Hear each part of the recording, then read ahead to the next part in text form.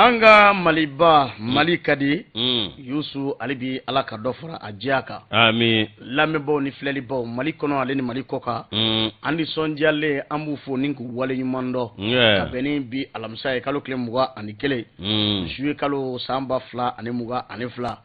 sɔgɔmadafɛ sanji a ti maa kelen gosi ɔ yusu i ka dɔn an kɔni wulila sumaya la ni waati in na ka masara mani fo ni ka a wale ɲuman dɔn ale ye nɛɛma kɔni di an mɔ sango ta an bɛ samiya yɛrɛ hukumu kɔnɔna na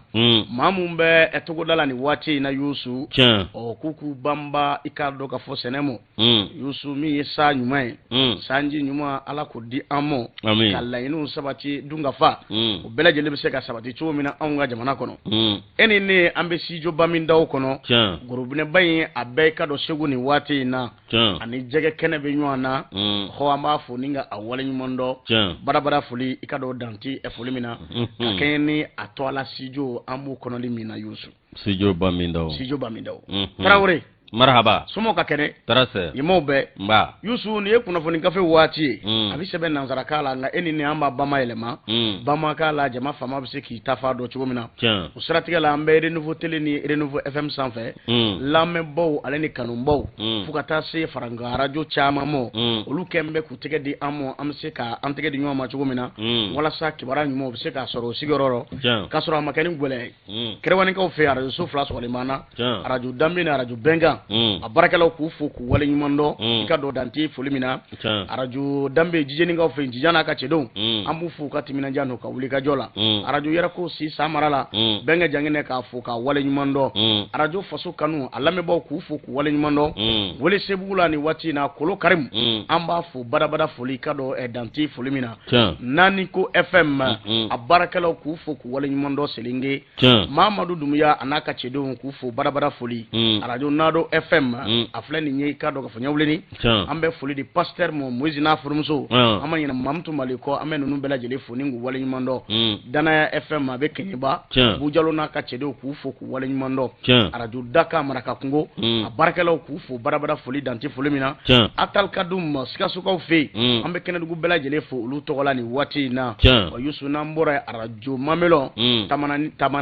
Tamani ale ni i ka dɔn ka fɔ Kebila an bɛ i ka dɔn Mamelon baarakɛla bɛɛ lajɛlen fo Sikaso Mali fanta ani naani bɛɛ lajɛlen an ma ɲinɛ i ka dɔn ka fɔ Bekayi Kɔnɛ kɔ PDG ba k'a fo ni ka wale ɲuman dɔn arajo Tisan kɔnɔ nin waati in na a ka timinanja n'a ka wuli ka jɔ sanga ani waatiw bɛɛ lajɛlen la o Yusu n'an bɔra yen an bɛ taa ɲɛlɛnin na an bɛ Makɔnɛ fo nin waati in na ni ka a wale ɲuman dɔn Dirisa Danbele animateur technicien directeur de programme don arajo ɲɛlɛnin tɔgɔ la u k'a ma ko Boroda an b'a fɔ nin waati in na ɔ ni ka a wale ɲuman dɔn i ka dɔn dante foli min na Tiɲɛdugu lamɛnbaw kariri kɔnɔna na Amadi Daɲɔn n'a ka cɛdenw k'u fo k'u wale ɲuman dɔn arajo wan tomiya a baarakɛlaw k'u fo badabada foli min b'i tali kɛ Aba FM na Yuwaru Mohamed I Mayiga n'a baara ɲɔgɔn an b'u fo ni k'u wale ɲuman dɔn u ka timinanja n'u ka wuli ka jɔ la sanga ani waatiw bɛɛ lajɛlen la Jɔngaga FM yɛlɛmanikaw fɛ yen ka yɛlɛmani bɛɛ lajɛlen fo nin waati in na Yusu min b'i tali kɛ arajo dɔnba la Karan ka karanka bɛɛ lajɛlen fo Sumana Keita fo ka taa se Karan Tobrimo an bɛ ninnu bɛɛ lajɛlen fo ni k'u wale ɲuman dɔn arajo Gɛɲɛka lamɛnbaw i ka dɔn Fanakaw fɛ yen MC k'a fo ni ka a wale ɲuman dɔn arajo Yankadi MC la joie ka foli lase a n'a baara ɲɔgɔn bɛɛ lajɛlen ma arajo Islamique a baarakɛla bɛɛ lajɛlen an b'u fo nin waati in na ni k'u wale ɲuman dɔn Bɛlɛdugu n'o bɛ Kolokani kofɔ nin waati in na Yusu n'an bɔra yen an bɛ foli ni tanuni ta ka ɲɛsin Nema FM baarakɛla bɛɛ lajɛlen ma Kasarɔkaw fɛ yen nin waati in na Vedawo n'a furumuso Tanti Sita an bɛ ninnu bɛɛ lajɛlen fo ni k'u wale ɲuman dɔn Dirisa Tarawele bɛ yen nin waati in na u fo badabada foli danti foli min na Bamakɔ ya Zoom Africa Alesco n'a ka cɛdenw Sebenikɔrɔ Wɛlɛdara an b'u fo nin waati in na a wɛrɛda la k'u fo k'u wale ɲuman dɔn badabada foli i ka dɔn danti foli min na arajo mun bɛ i ka dɔn ka fɔ Kucala nin waati in na bɛɛ sago baarakɛlaw k'u fo k'u wale ɲuman dɔn arajo Royal la Miseni ka Misenikaw fo ni k'u wale ɲuman dɔn Tarawele marhaba baasi t'i la kɔni tarasi tɛ a kɛra tile 2 ye sa dɛ a mantoro cité tarata be ne cew lajo so bani nyanje nga ambe do de ke ya rabbi ala kana va ma nyama amin nema daledu awo mi ala ka climatiser awo anti doro mebo foi wa milla tir kotala awo mi ni sojia awo wa lajo si awa bike sana sababu ye amana sana fe da dugula obi bokanya abela jele bi bokanya awo ni bela jele bi ala ka masa kono wallahi joni ti foyi awo mi awa wati ngo bokolo nga awo kuma ambanyi ni Allah taala fe akande me awa jamane batiki kana la akande me jamana den andeke kadi nyama awo akande me alibi mi amse ka nyama fa mi chugo agalara akalla bani sigafoy ori konnan nasa mi awkado Ousmane Togo l'enfant de Copropin Ousmane Togo awo ale be réalisation na awo nego karafe awo o be sira kole ni sira jele awo o ba ale bolo awo Boakari Jarabada l'enfant de Dieu ale be awkado a cherifien fe awo no boray mi jamadugu kumbo kefa ka angolosi awo kuyate awa kesa ka mo bisibila awo o mi ndaw kesa maru ndaw kata se Mamadou Tamurama konoche futur konoche konya ke kalot le bisabangle awo mana bela jele fo ka bela jele wali mando la josi kuna funi folo ne ba de ma amene aywa lagare cɛ an b'a fɔ ni ka wale ɲuman dɔ ko ala ka nɔgɔya kɛ banaw la ka lagare de fo ka timina jan na ka wuli ka jɔ la Yusu min ye ka dɔ reflet d'Afrique ale kumana bagi ale kunkanko kibara o bɛɛ senna ale bɛ kɛɲɛbakaw fɛ Yusu min ye ka dɔ lɔgɔli karamɔgɔw ye olu m'u sen bɔ kɔlɔsili baaraw la wa o kibara kɔni sɔrɔla reflet d'Afrique kɔnɔna na a ko min ye ka dɔ kimɛli mun bi kɛ san laban yɛrɛ hukumu kɔnɔna na Mali ta defu ni ka dɔ kapu ni bete tɛmɛlen kɔ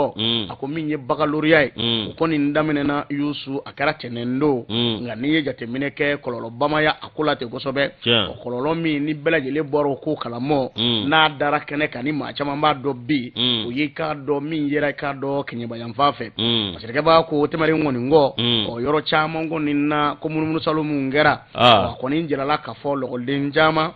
a ko dɔw ma sali b'o sɔrɔ dɛ cogo di fɔlɔ ɛ ka d'absence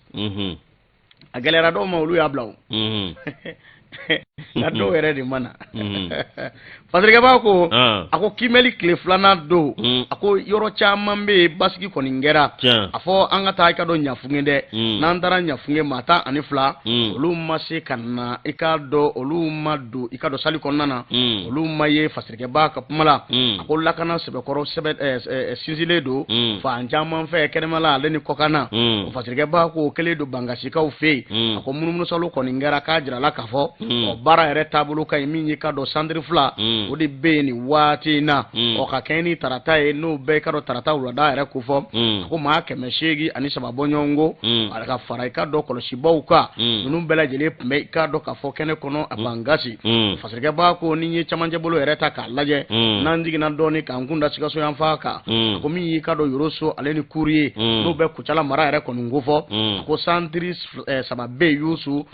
ko gɛlɛyama ye o fana santuru kɔnɔna na o baaraw taabolo ka ɲi min ye ka dɔn kimɛliw ye olu fana taabolo kɔni ka ɲi a ɲɛmɔ o Fatirikɛba y'i sɔnni sigi o kan kosɛbɛ a ko ka fara o kan Bamakɔ yan a ko santiri caman bɛ yen o lakana de dɔ farala olu kan o lakana tɔ sɔnsɔnlen don kɛnɛmala ale ni kɔkanna ɔ min ye k'a dɔn k'a fɔ maa min bɛ yen n'o ye directeur du centre national des examens et concours de l'éducation o kɔni ye o tigilama kɔni wele nɛgɛjuru sira fɛ o ko alhamdulilayi ka dɔn faaba kɔnɔna ɔ ko baasi kɔni tɛ yan ɔ baasi yera yɔrɔ min na k'o kɛra k'a dɔn kɛɲɛba ye k'a kɛ ni lɔgɔli karamɔgɔ dɔ ale kɔni minɛna ni ka a datugu nka a datuguna cogo di dɛ Yusu Fatirikɛba ko a ko min ye ka dɔn kɔlɔsilibaw ale ni k'a dɔn k'a fɔ maa mun bɛ bi n'olu ye lakana tigilamaw ye olu ka wulikajɔ barika bonyana a ko la kosɛbɛ ɔ a ma ɲɛ min kɔ lɔgɔli karamɔgɔw ko a y'a ka surveillance ta an m'an sen bɔ a ko bɛɛ la Akenyeba, des enseignants se sont retirés de la surveillance au deuxième jour du baccalauréat abana Youssou ko kenyebakaw fe min yi ka do kimeli kile flana ye lokol karamo yu sembo kolsili baro bela jilela ka sababu ke munye ko olu tonya do yi ka do ka fo kimeli kala do Youssou ko blaka do ka buguna tige sebe kunte abulo no be pièce d'identité koni ngofo o kabino ko koni ngera sa o ya sama kata bla yoro jana o koni ngera so be ni datukuni ni ko yera akoko na ngami ye lafasa jekulu ye lokol karamo togola le syndicat des professeurs de l'enseignement secondaire des collectivités olu koni ya jira ka fo wale min tara ni nga segere Youssou koni ngara wari kangara bay o ku koni ma lanyini sisa akana goy o tonya mi mina le do ni nga datugu Umar Sanogo ale kapmala no isigale si pesco togola ni apma sentigi do ka do kenyeba u ka u tonyo bla jona ka bla kata ka barala ho ni ko ngoni sande awore do kara iwaro dai akabla jona ni ko kon fleni sandele ko be abiseka ko do glani nyonje ka soro ma sama ka sai ni hagema wallahi ni aya bla kata me do fana ma do be jere de kado lu fana faga foko nga centre la wal ma nga academy na nga nyama subala ne kera so be kadinge fo ale dusuma ko nunu na ya fam nyonve na manya abala je bunyeni karama kono note l'administration est une continuité et bibo ya beshini do fana bita do bena la josi alaka an sutura amin mi albi anga de wondo be nolu be nywanda ina alaka gardiga nymandi u bela jelema ambi sabanta sabemi namba ta ti dore ene pana ale maneno mi seda o ma nyema ale koni seda o sake seda o ka ci de krenkren ne mi no ate muso yini ka deni ma ta ni ga singe anga jamana kono ani sedawo awa minyi anyema sola la josi oti dore o Nigeria jamana nyema kore no Goodluck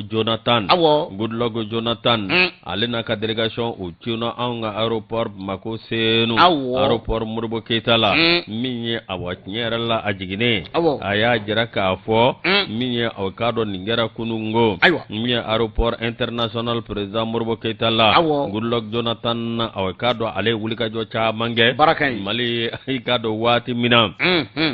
gele be ani sedawo ni nyanje ay wuli ga jo cha mange mimba to bem sika kala kula ko mina mim kado anga jamana pteka lafiya da soro ko mina ambargo abe wuli ka banga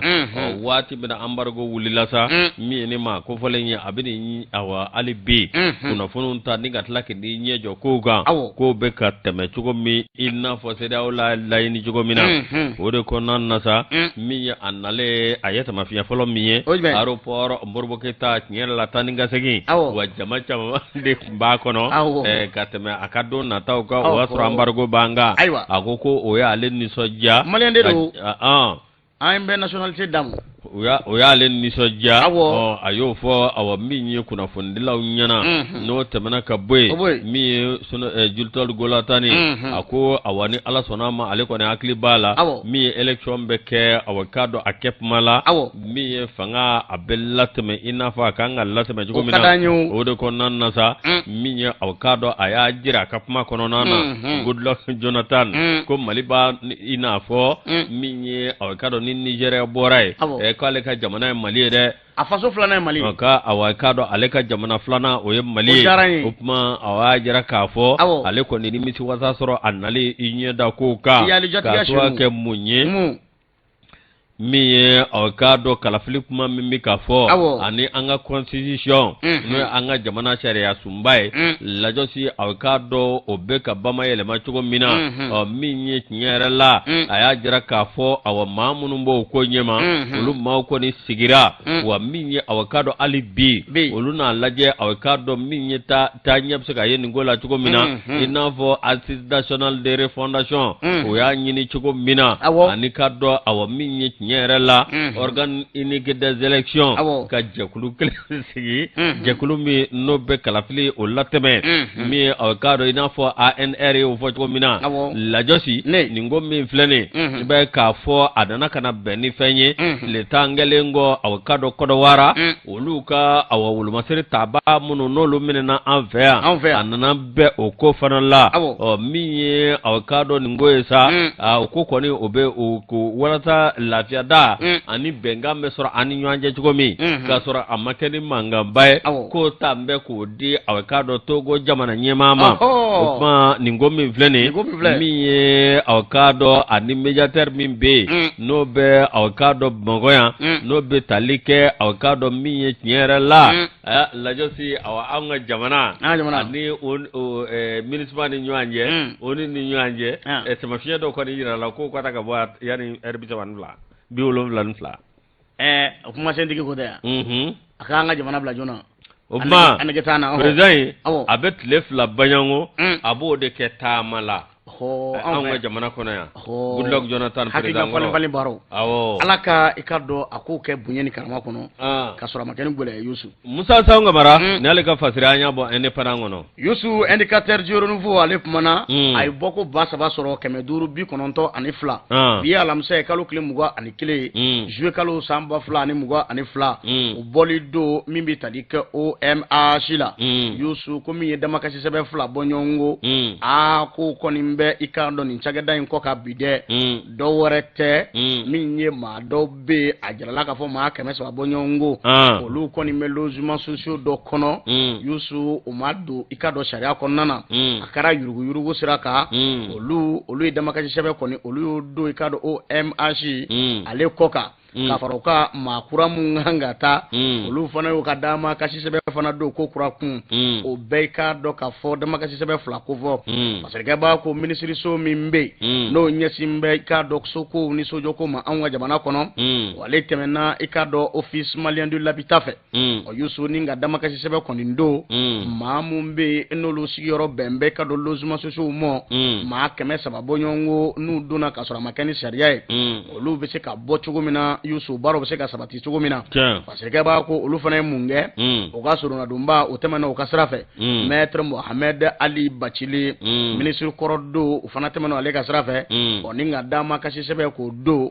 office malien de l'habitat ale kɔ la Youssou parce que b'a ko maa kura mun kan ka don ani maa mun b'a kɔnɔ n'o tɛ sariya kɔnɔna na nin ye damakasi sɛbɛn 2 kɔni ye min kɔni bɛ ninnu kɔ kan nin waati in na parce que b'a ko dili min n'u ta ko 2nan dili mun n'u baaraw kan ka sigi sen kan logement ba 4 bɔ ɲɔgɔn ko olu de i ka dɔn nin baara in fana sigi sen kan n'o bɛ i ka dɔn plainte kɔni ko fɔ parce que b'a ko an bɛ waati min na i n'a fɔ sisan nin sɛbɛn fara 2 ninnu n'o bɛ damakasi sɛbɛn 2 kɔni ko fɔ Youssou a talen bɛ ka ninnu kɔni sɛgɛrɛ Youssou ko in kɔni maaw sigi bɛ k'a lajɛ hali n'a sɔrɔ maa dɔw kun minɛna ni k'olu datugu ka sababu kɛ mun ye olu kɔni tun bɛ ka nin ko in k'a kɛ u ka so kɔnɔ ko ye Youssou olu tun bɛ ka ko in kɛ jumɛn min ka di u ye u b'o baaraw kɛ ni ka wari minɛ maa dɔw la k'olu don so kɔnɔ Youssou a ko kɔni nana sɛgɛsɛgɛ k'olu minɛ ni ka t'olu datugu maa 2 bɔ ɲɔgɔn ko sabanan kun ye kɛnɛ minɛ parce que b'a ko a ko seli ɲɛkɔrɔla la min ye k'a dɔn k'a fɔ wulikajɔ kɔni kɛra u ka surunadonbaw fɛ min bɛ wele nanzarakan na o liberté provisoire ka fiɲɛbɔda di a tigilama ma nka min ye k'a dɔn k'a fɔ kɔlɔsili baaraw bɛ to kiri binna kun ka a tigi kan parce que b'a ko baaraw kɔni sigira sen ka seli ɲɛkɔrɔla la nka f'an bɛ waati min na i n'a fɔ sisan a ko ninnu bɛ munumunu salo la dɛ ni maa 2 ninnu k'u bɛ munumunu salo la damakasi sɛbɛn kɔni o b'u kɔ ka min bɛ tali kɛ ka dɔn liberté provisoire diru u ma nka k'u yɛrɛ bɛ fɛ ka t'u ka cakɛda la ni ka ca kɔni k'o daminɛ ko kura kun nka k'u tɛ se k'o kɛ fiyewu bari sabula kiri kɔlɔsili baaraw o kɔni ko bamuruba b'u kunkolo sanfɛ nka sabanan min ni wulikajɔ kɔni kun taara k'u tigilama fana sɛgɛrɛ n'o kan ka datugu ko bɛ yala yala la dɛ an k'o yɔrɔnin fɔ nanzarakan la puis le 3e qui était visé aussi par un mandat de dépôt vadrouille à ses préoccupations à l'office malien de l'habitat sans être inquiété k'a jɔrɔlen tɛ a tɛ ka sira a tɛ ka belege n'a sɔrɔ damakasi sɛbɛn kun ta mɛn k'ale sɛgɛrɛ ale fana kun kan ka datugu maa 3nan k'a b'a ka baara la dɛ bɛ ka taa ka kɛciw kɛ a jɔrɔlen tɛ a tɛ ka sira a tɛ ka belege o fasirikɛ b'a ko ninnu ye wari min dun sefa wari 1,800,000 bɔ ɲɔgɔn ko u y'o de ci waraku la ko ɲɛmaa kura nan bɛ nin waati in na office malien de l'habitat la baara yɛrɛ gɛlɛn b'a ale bolo nin ti bi taaba wɛrɛ kama o dɛ wulikajɔ de kan ka kɛ cogo fasugu bɛɛ lajɛlen la walasa nin ko in bɛ se ka jɔ cogo min na walima nin ko in bɛ se zɛrɛ ni jɛ bɛ se k'a lajɛ cogo min na walasa ka jotigi jɔ ni ka jalakitigi k'o jalaki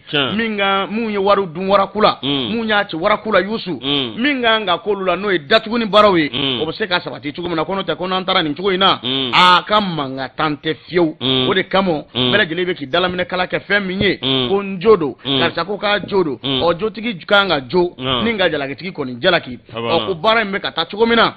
ko waati sera ten sa minisiri min bɛ yen n'a bɛ wele ko Birahima Kamina n'ale ka ko ɲɛ ɲɛsin bɛ nin ko in bɛɛ lajɛlen ma a ka min ye i ka dɔn fɛn fɛn bɛ nin ko in ju la a ka a bɛɛ lajɛlen lajɛ a ɲɛ 40 ma ni nka i ka dɔn baara kɛ ni sariyaden maaw bɛ se ka baara dɔn cogo min na ni nka ko in bɛɛ lajɛlen buguna kow bɛɛ lajɛlen dɔn bonya ni karama kɔnɔna na min ka kan n'a ye olu ka se ka taa don logement sociaux kɔnɔ ka sɔrɔ a ma kɛ ni gɔlɛ ye ɔ k'ale fana kɔni ye tabali gɔni gosi a ma tigɛ a daw da la don n'a nataw la ko yɔrɔ tigibaw ko yɔrɔ na di olu kɔni mɔ hali n'a bɛ kɛ i ka dɔn cogo wɛrɛ kɔni na minisiri Kɛmana ye yala ale de ye nin ko bɛɛ sɛgɛsɛgɛ aw k'a lajɛ ko k'a tɛ don ban ka namara la aw k'a lajɛ mais Mali problème ye min ye sadiri karisa i ye sonyali kɛ awɔ n ye sonyali kɛ ɔ ɲɛfɔli tɛ a minɛ a ka datugu banna mais tant que a bɛ ninnu faso encourager ka to mais imaginez des gens qui ont été enfermés n'a bɔra hali ni liberté provisoire d'u ma u se man ka i cakɛda la mais kiriko don an tɛ fɛn dɔw la sa mais il est temps ka ko sɛgɛsɛgɛ k'a tiɲɛ da an bɛ min fɔ jamana ɲɛmaaw ye kiriko binna kun kan an tɛ fɛn dɔn a la dɛ ɔ nka ni u ka fɛɛrɛw kɛ maa min ma ko bɛnbali kɛ n'a man ɲi ɔ min fɔra kiri binna kun kan ka taa n'o sira ye ɔ sinon nin bɛna ni belege ni funugu ye jamana kɔnɔna na ɔ fatirikɛba kɔni ko ɔ ko maa mun ye ko tigiba ye k'olu kɔni preselen don k'a don u ka so kɔnɔ don n'a nataw la yanni walanta natɔ cɛ affaire à suivre min ma bɔrɔ ɔ ko ɲɛfɔli bɛna kɛ a ko kɔni kan le fils malien de l'habitat sous la double plainte des 300 occupants et des 300 occupants illégaux et des nouveaux habitants. Ala k'an kunna ja. Awɔ, indicateur de renouveau. Indicateur de renouveau ni y'ale bila ne bi sɛbɛn da n'o ye indicateur de renouveau ye tuguni ne b'ale ta min ye an fiyɛrɛ min bɛ yen n'o bɛ tali kɛ wolomasiri taba 49 na min i ka dɔn MINUSMA ale ka kuma lasela an ka jamana ɲɛmaaw y'a ɲini yanni aw k'a dɔn tile 3 bɔ ɲɔgɔn ko n'o ye heure 72 ye a k'an ka jamana bila nin communiqué in bɔra k'a bin min ye gouvernement ye aw k'a dɔn araba don juillet kalo tile 2 san 2022 min ye aw k'a dɔn Oliver Salgado k'a k'an ka jamana bila teliyara ko n'o tɛ ko min m'a ye a ɲɛrɔ min m'a ye a ɲɛrɔ min m'a k'a la a n'o ye lajɔsi ye aw k'a dɔn tiɲɛ yɛrɛ la min ye aw k'a dɔn an bɛ se k'a fɔ bi wolomasiri taba 49 kɔrɔwarikaw fɛ yen minnu kɔni aw k'a dɔn n'u nana na cogo dɔ la u nalen u cunna aéroport min aw k'a dɔn avion bila min ye wolomasiri tabaw tun bɛ dɔ kɔnɔ maramafɛnjugu olu tun bɛ dɔ kɔnɔ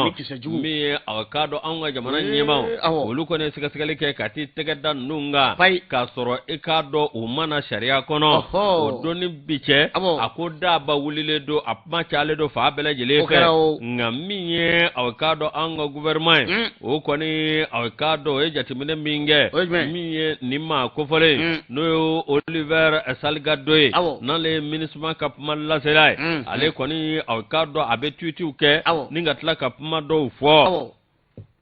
mi aw k'a dɔn ka ko ka ngalontigiya k'a kɛ ka Mali ta ngalontigiya kɛ ka n ko kuma kelen de tɛ yen kuma sen jɔlen kelen t'a bolo kuma kelen de t'a bolo o de problème ye lajɔsi min ye a bɛ bɔ a bɛ sɛbɛnni kɛ min ye an ka kunnafoni sira kura kan n'o ye réseaux sociaux ye a bɛ aw k'a dɔn bɛ tweetiw kɛ a bɛ aw k'a dɔn déclaration kɛ min ye aw k'a dɔn ko dun sɛgɛsɛgɛli bɛ sen na ni sɛgɛsɛgɛli ma ban aw k'a dɔn min ye e ka ko ba e ka mun b'a kan min ye o de kɔnɔna na sa an ka jamana ɲɛmaaw kɔni y'a jate minɛ nin nakun a nakun y'a ka baara min ye o baara e ko a tɛ k'i sago o kan wa o tuma aw k'a dɔn min ye waati min na ningo ingera mi nanzaro oluka kuna fondi sira fe olu ya jira ka fo awa mi nunu nan ko ku nana awa kado municipal ka boloka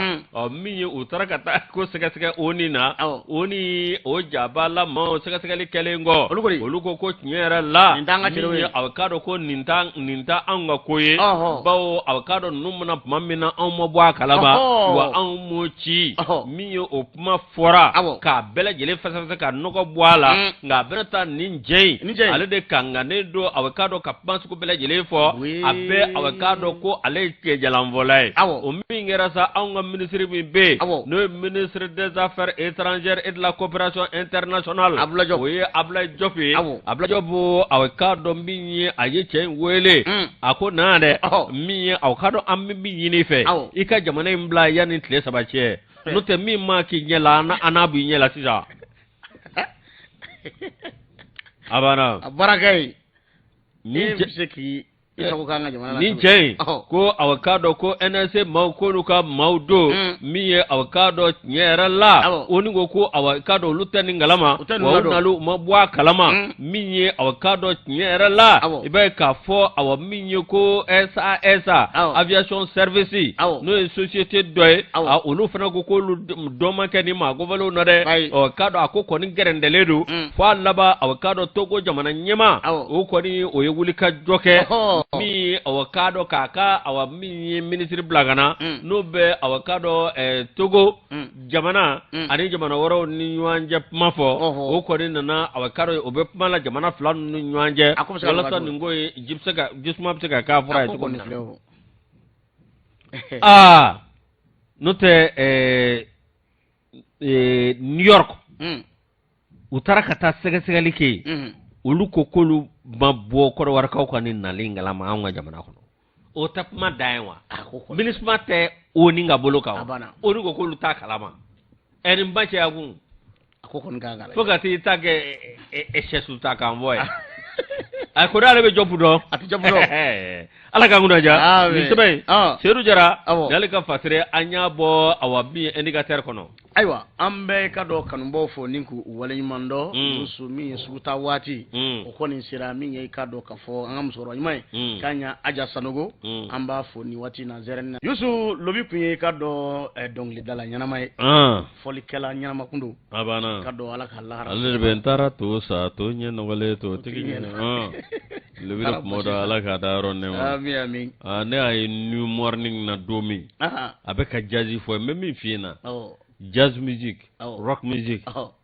ki sigi ka a jouer guitare la ay malien ngunta africain ngunda bo yeko isa lobi tarawre aywa yusu ambe folini ton ninta kanyesi su kono mo belajide mo indicateur du renouveau alepmana yusu ikado ma chamambora ni kuin kala mo o mimbi talike ikado gafo kala bankura doko ni nye amso fa o yusu kamso rela sriba toto ikado adenfla bonyongo fasirga ba ko minye kunungo ye araba kalo kile muga jwe kalo samba fla ani muga ani fla muso bora fa bela jine fe ninga sira utige o sira mi na bita ikado a reporta sira konina do rete muso nyomi na bonena anina afuru chefe no be fatmata buare ko fo na bi wule ko tata ala mahina na la yusu kala sriba toto kalo shegi ko flanu yere kundo ko ka afuru che no be kado Sheikh Umar Sangare kufo masondo ode kado abone anina teneshu kalo kleta ne shegi kaduje kado tarata konna kara karabankura no besigida ikado aworona kufo osirge bako muslokan ngoni bora kunungo ninga yor sira kon dige maka mi mu da dokara tenza tro set tro mi nye kado critique la mo yo ka fere bela jilenge mi nye musoye ikado sanga ani wati chela ka do be muso do bu ningo fa ikado ka fo musokale ba anga o ya dama na kwe o mi nye kado ka fo anche o yere fana banga o ko mi nye ebingala wale mita ka musola ka segere nu ko ama ko violence faite aux femmes ko dokara tenza akajo yusu musolakaw kɔni bɔra fa bɛɛ lajɛlen fɛ k'u b'a ɲini kiricilamaw fɛ u kana nin ko in balasa k'a da dɛ u k'a sama ka se f'a dan na ni ka jotigi jo ka jalakitigi jalaki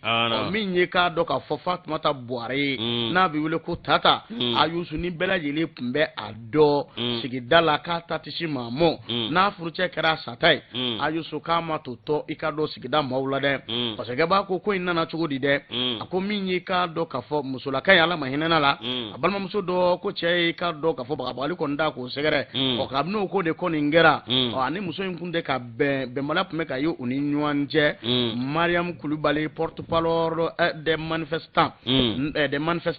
n'o bɛɛ maa mun kun bɔra n'u k'u ka dusumakasa kɔni jira olu ka kumasentigi don ale kɔni nin kuma in kɔni fɔ a ko ka kɛ ni k'a dɔn ko yɛrɛ taabolo kɔni ye maa dɔ fana bɛ yen n'o ye k'a dɔn Awa Gindo ye ale ye i k'a dɔn k'a fɔ banbaatɔ o balimamuso ye ale kɔni y'a jira k'a fɔ ko bagabagali de fali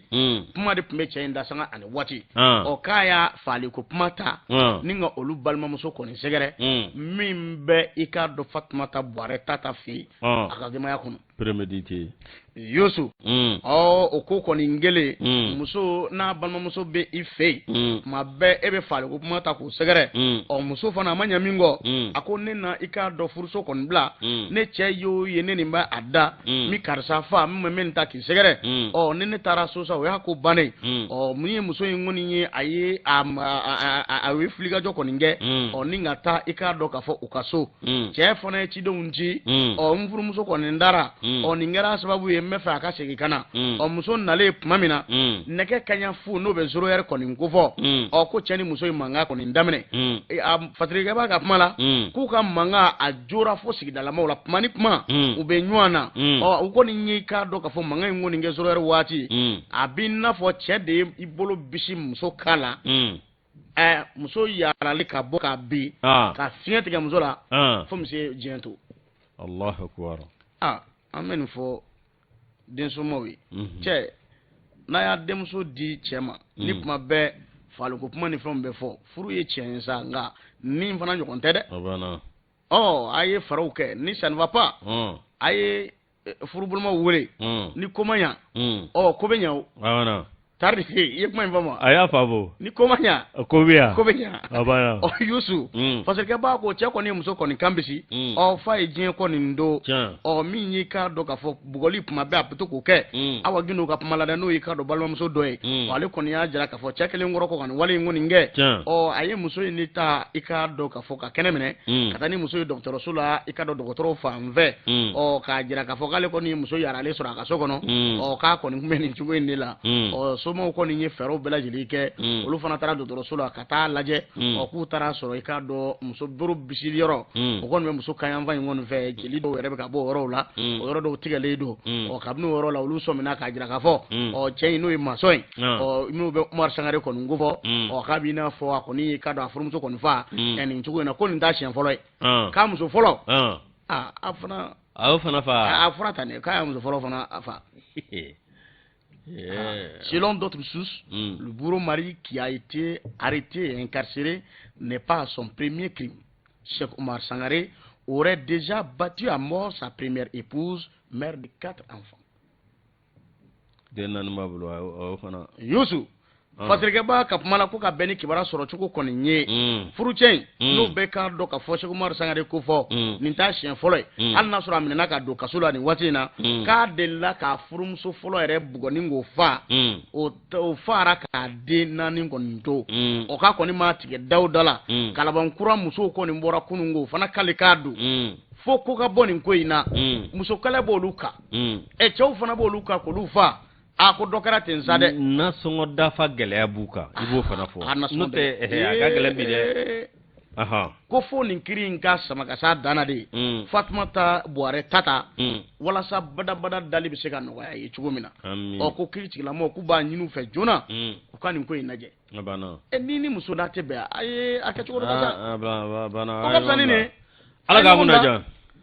Bala Sumala Tarawele Bala Sumala Tarawele ni ale ka sɛbɛn bila ne bɛ sɛbɛn da ni ye 22 septembre mba leta douane avocado mi code croix o kongera douane ni ala sonama kabini jengalo tle muga ani saba samba flani muga ni fla ningo ngoni ablara senga wala sa minye avocado nyerela fe munumbe no bikeso we kado awo minye kanyeda kuradi douane ma bara kuro wo ani kado ani nyema buse ka dunywa na chugomi minye douane ka bara serafe o minye avocado kuna foni dis sira kura munumbe bara minon olu buse ka ko la chugomina minye ka fa munya soro mi kado ministre de l'économie et des finances ani douane ma nyema olu koni bara boloda minye awka Sanuni Konate minye avocado bara nyeda kura ningo ani ningura ko fie anga douane mi juin kalot lemgane saba samba flani mga ani fla mi avocado numéro 2022 tire 13 013 la josi e kado awani mi flani be ka fo awami nyera la ninake soye wala sa anga douane o kado awami serabolo mimbe no numéro 01 tire 075 je kalot letan shegin samba flani kele ni avocado tabolo tara o miye avocado inafo fe mimbe no sharabolo mimbe kabini samba flani kele ni avocado kodukura mi ni obido douane boloka la jos akele no kanyefo chamange da inna anina keso we miye avocado kanuga dado miye fale vale ani hagina fale vale ani bara tabolo mimba oni imwa ani oni nyanje ani avocado jekulu wara munum be no avocado nye jekulu ye ina for organisation mondiale des douanes OMD ani organisation mondiale du commerce OMC la josi avocado minye nyerela ina fo imwa avocado tablo be chugo mina minye avocado aunga sharia bolo douane sharia bolo ani kado awa minye ani ibwa o tabseka ben chugo mina no temena kabwe ananga sigida ere apseka benge chugo mina minye sorobseka ke kasoro ikado damaka Yoroshila la josi o de konon na sa mi avocado nyerela ni kodi mi flani ko abike sowe jamana baka nafasoro mi operateur économique ye la josi binteka oluka olufuna buka nafasoro kasoro abike sharia kono no temena kabwe mi avocado sharia bolo dobe no loi numéro 2022 tire 03 mi no juengalo tlemgani saba samba flani muga ani anga kodi min flani nimbi talike avocado fenja manga no avocado baile macha manye miye innovation la josi no temena kabwe ibaye ka fo awamiye ninkobe ke wati mina ikado douane ma nyema ani kado ma hakri juru farin varle no ikado olude ni barake wala sa avocado galashi kana yala miye ube na minunga miye avocado nyerela ka fo awa minye anga douane we minye soro obsika ka chuko mina munu mena ani mina munu beta la josi avocado no exportation préalable ani drawback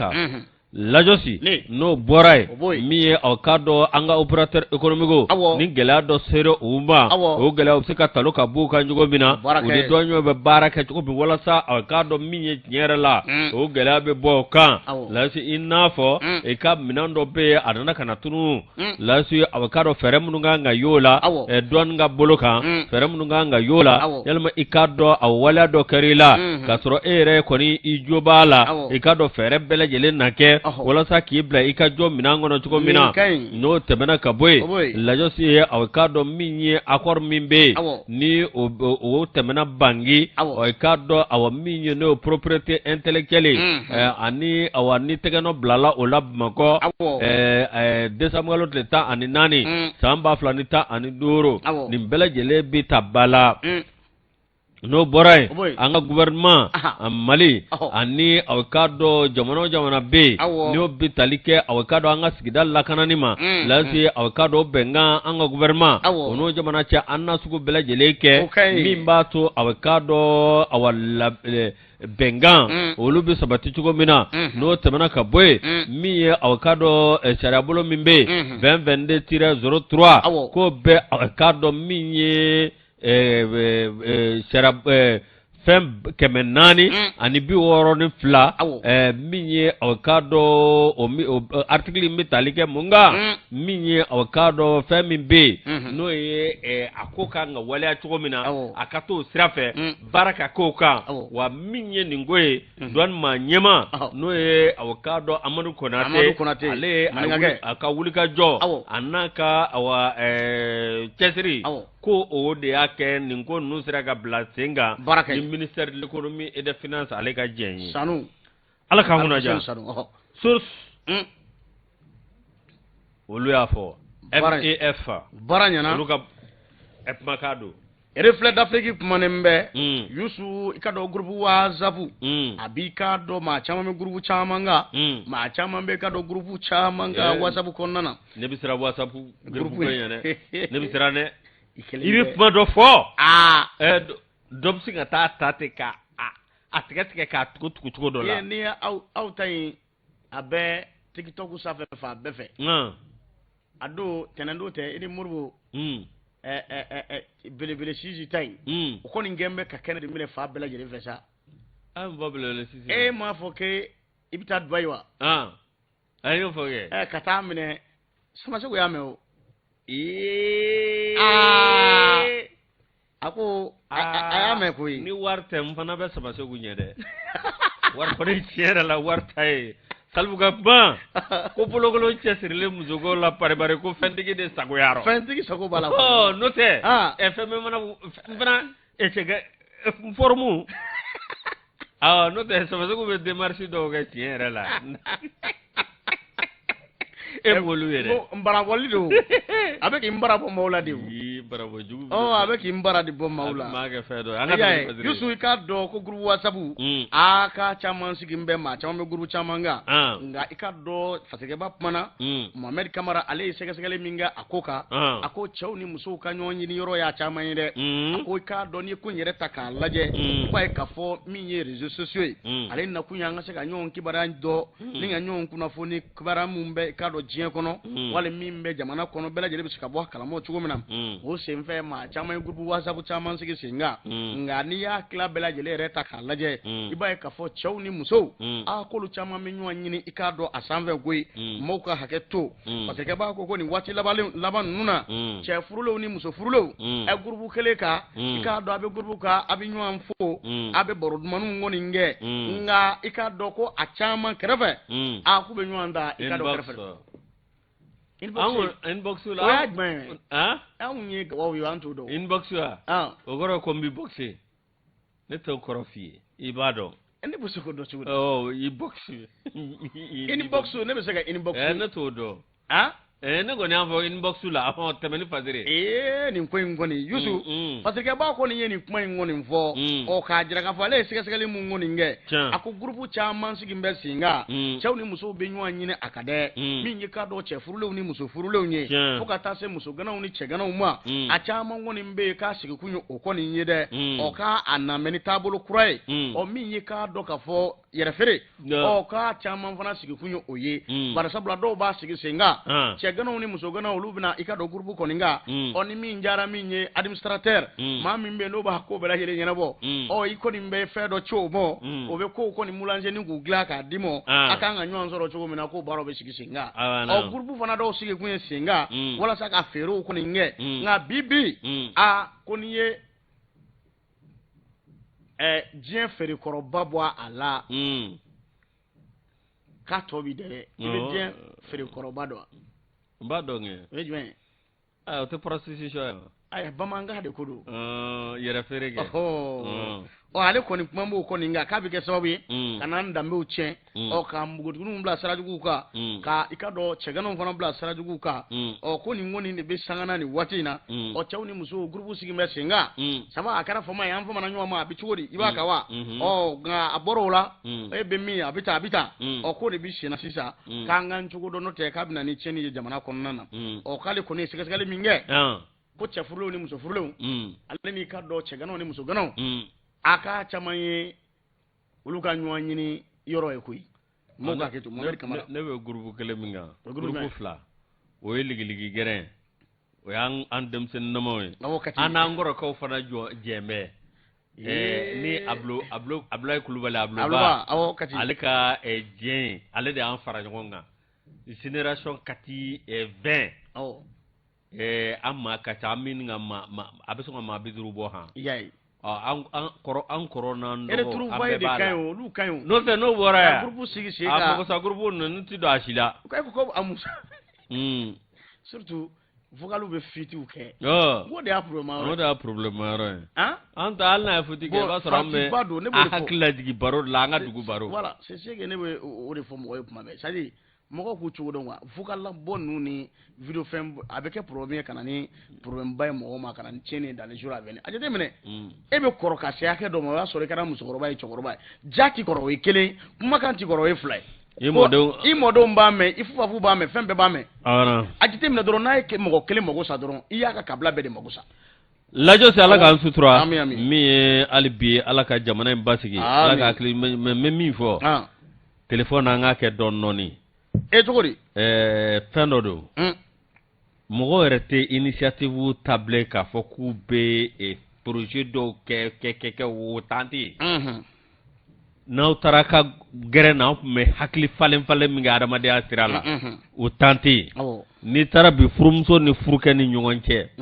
barote ni tara baragero labi barakelaw ni nyonche ka akilna falen nga service law te min be bi o whatsapp snapchat tiktoku ani facebook ani habu nera ta do togoro yoro muktar ko ya muktar ko ne o ba be do anangaraba platform be ba ale ne jama jigi ani salfu manaji free banking la mara surula olu bita ko no kan do no me fasi bo telephone nan kaba ko do ende sani onde go faratidu ala ga mo ja telephone re ta ka laje jakolo du fon ni mi farati abike problème bulu da de abana yai lajosi yana nga wulisa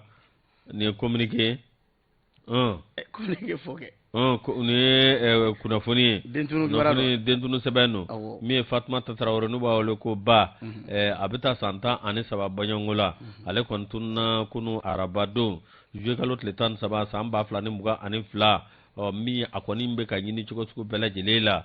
mi aka mawbe ka nyini ni akoni tunna awa mi garandigi bugo ale ni bako jikoron golfu ni nyanje